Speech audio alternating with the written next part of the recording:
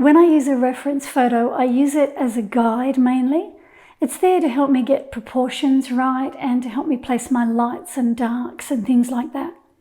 I used a reference photo for this rabbit painting, but I changed a lot of things. So in this video, I'll show you a few of those things that I did differently.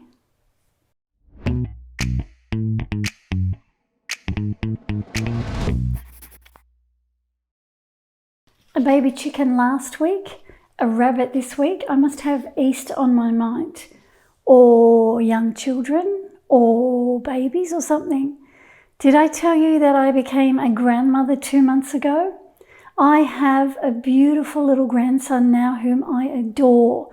So maybe he was on my mind when I was painting this. The reference photo I used for this painting was taken by Stefan Fluck, and I downloaded it from Unsplash website. With this painting, as I said, I didn't follow the reference photo too closely. I tended to shift around some of the tonal values to suit my needs, and I tried to simplify it as much as possible so that I didn't get too overwhelmed by all of the fur. I wanted a light, bright, fun painting that could be used in a child's room.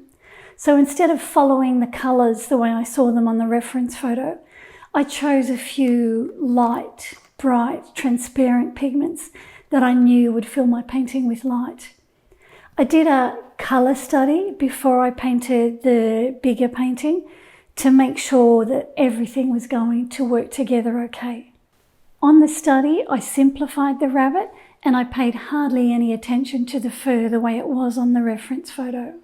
I did my own thing and I allowed the paint and the water on the paper to work their magic for me. I knew that as soon as I started to pay too much attention to the photo, that I'd start to overwork my painting, and I wanted to avoid that if I could. This little study was extremely useful because when I painted the main painting, I didn't use the reference photo at all. I just had this little colour study beside me as I painted, and that's all that I looked at. This main painting is painted on a piece of Fabriano Artistico cold pressed watercolour paper. I stretched the paper before I used it, and I used Winsor & Newton watercolour paints. I've listed the colours in the description.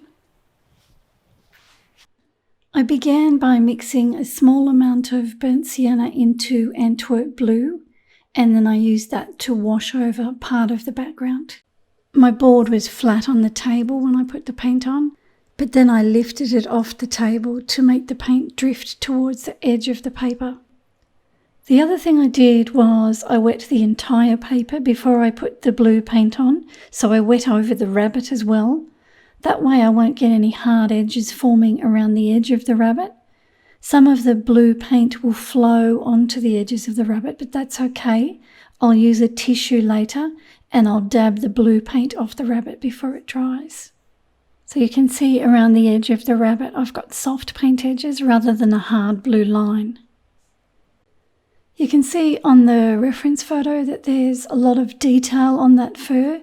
I have no intention of trying to paint the fur the way I see it on the reference photo. Instead, I'll paint in a pale watery wash of raw umber and I'll gradually darken it in a few places as the painting develops. When the background was dry, I re-wet the paper and I started to paint on some raw umber onto the rabbit. I wet the rabbit as well as the background so that I would get soft fuzzy edges around the outside edge of the rabbit. So the paint is going to bleed off into the blue area. And I keep going down the rabbit with the raw umber on the wet paper. The only thing I'm avoiding are the areas of white fur. Everything's quite wet. My paper's wet, my paint is really wet, and I'm painting fairly loosely. When I painted the blue background, I mixed a small amount of burnt sienna into Antwerp blue. Here on the white areas of the rabbit that are in shadow, I've mixed some more burnt sienna into Antwerp blue, and it's created an interesting greyed down teal green colour. My paper is still wet. the raw umber paint that I put on hasn't dried yet, it's still wet. So these colours will bleed into one another a little bit and create those soft edges. To add some interest to that colour, I'm going to drop some Winsor violet into it.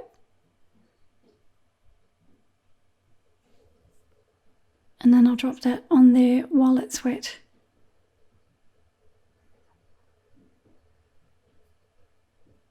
Just picked up a bit more of it then. Then I used that colour down lower on the grey areas. So that's the Antwerp blue mixed with burnt sienna. Wherever I saw that cooler grey colour on the rabbit, that's where I painted this. Then when I'd finished all of that, I let it dry, ready for the next layer. That first wash has dried. Now I want to start to add some hard edges and some detail onto the rabbit. So I'm going to start underneath the neck here. This is some water. Here I want it to bleed onto the side of the rabbit. So I'm going to wet out further onto the brown area.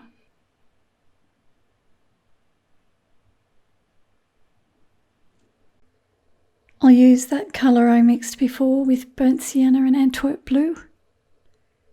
And then I start to paint that onto the wet area.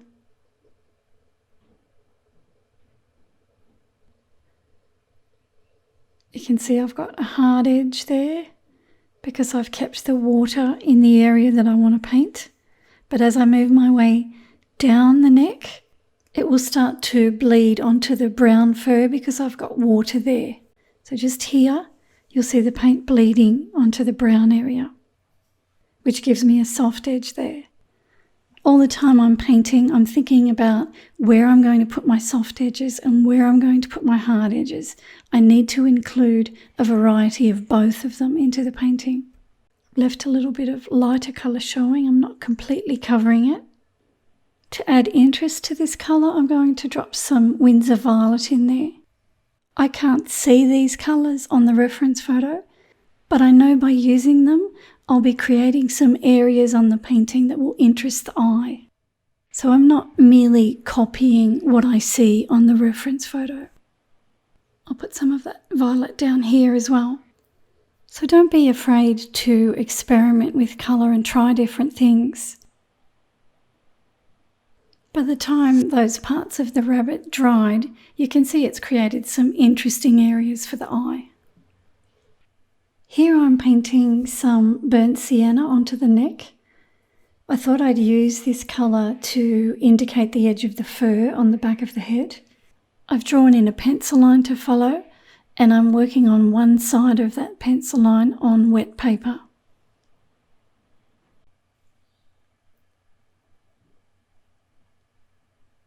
As I pull the paint down the neck, I'll feather it away so that it blends in with the raw umber that's underneath. I pull a few flicks off the side. So I've taken it down pretty much as far as I think I want to go with it. So what I'll do is take the paint out of my brush, and then I'll use my brush to pull that paint down further. So that's what I'm doing here. And that blends away into the raw umber base that's there. If you look at the reference photo, that area at the back of the neck is quite light. I've done the opposite. I've painted it in darker and I've simplified the fur. I wanted my darker colours around the head to draw attention up there. So instead of leaving it white, I decided to darken that area. When I painted the ears, I switched things around up here as well. I've just wet that back ear with some water, and this is some burnt sienna that I've got. On the reference photo, the back ear is lighter than the front ear, but I'm doing it the other way around. I've got some colour on the back ear, and I'll leave the edge of the front ear lighter. As I said, I'm doing my own thing with this. I'm only using the reference photo basically to guide the shape of the rabbit for me, just to make sure I get all the shapes right.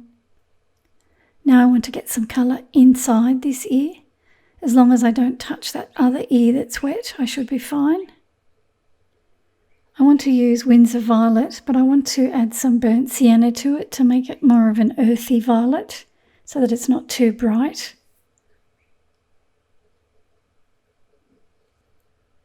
And I'll paint that inside the ear on the wet paper.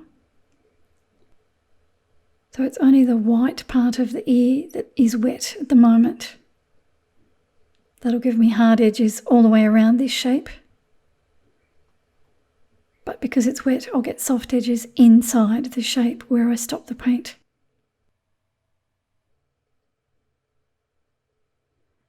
I'm going to simplify this. I'm not going to follow it exactly as it looks on the reference photo.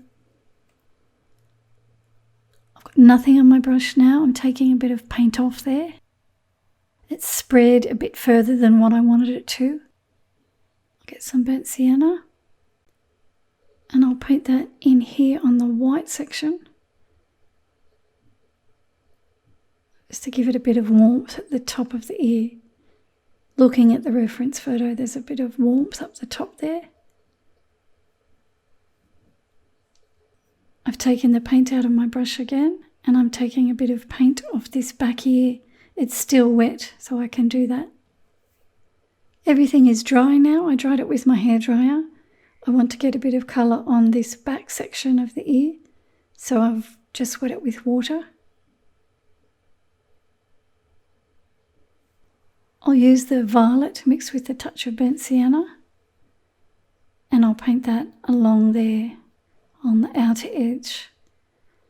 I haven't wet outside the ear there, I've just wet the ear itself, the outer edge of the ear.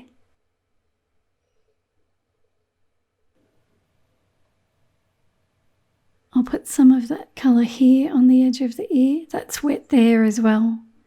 I'll drag some little hairs off onto the dry paper. And that brings in the edge of that ear.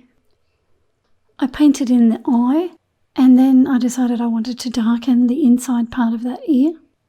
So I'm going to use the same colour that I used to wash it in with, which was Winsor Violet mixed with burnt sienna. But it's darker this time. I'm using more pigment, less water. That will make the mixture darker.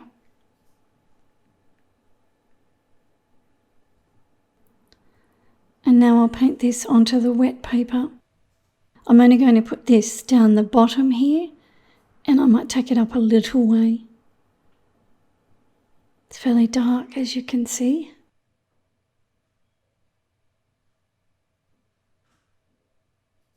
I want the water on the paper so that I can get those soft edges. So the outer edges are hard, but the inner edges will be soft.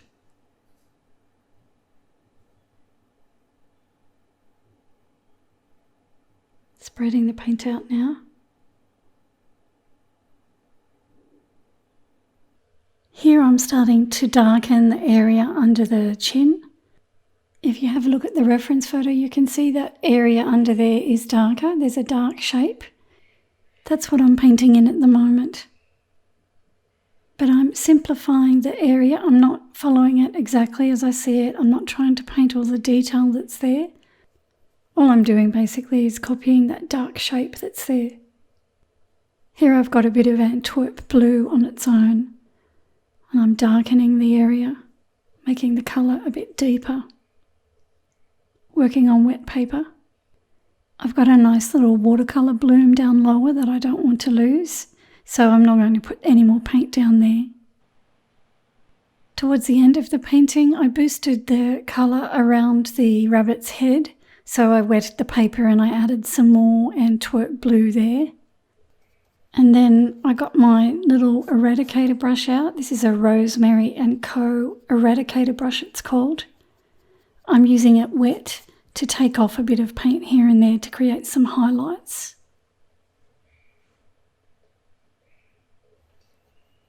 I just give it a gentle rub and then use my tissue to take some paint off.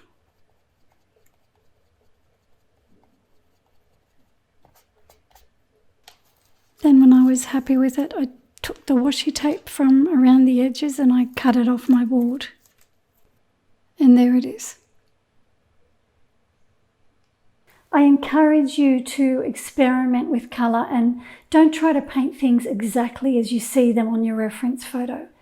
Relax and enjoy the painting experience. Forget about the outcome and just enjoy the process of painting. If the first painting doesn't work out, no big deal. Paint another one and learn from the first one.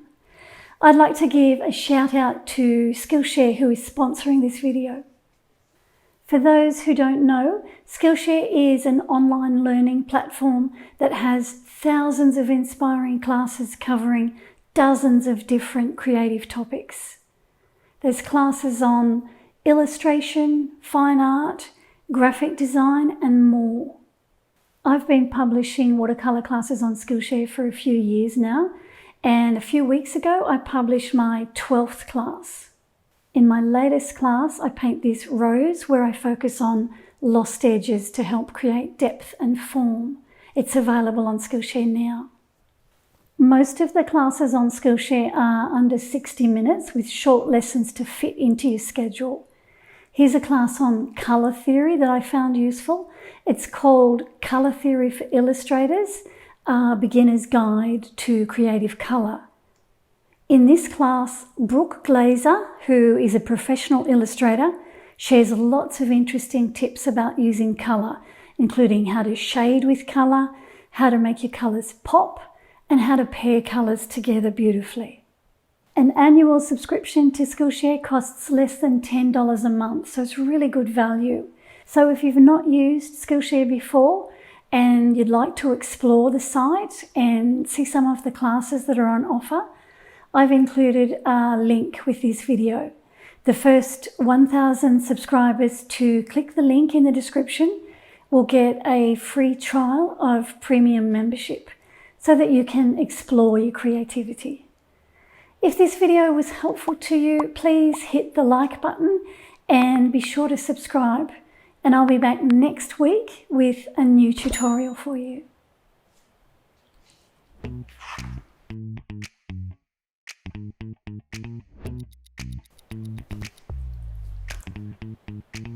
I knew that as soon as I started to pay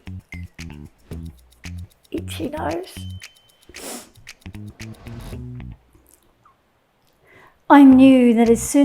with this painting, as I said, I didn't follow the reference photo too closely. Excuse me. That was lunch.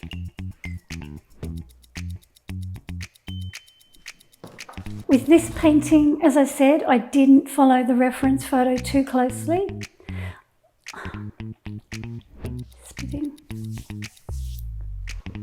The way it was on the reference photo. I did my own thing and I allowed the paint on and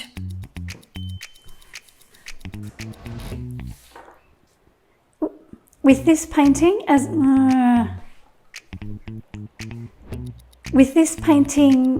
I said, I've been publishing watercolour classes on Skillshare for a few years now, and a few weeks ago I published my 12th class.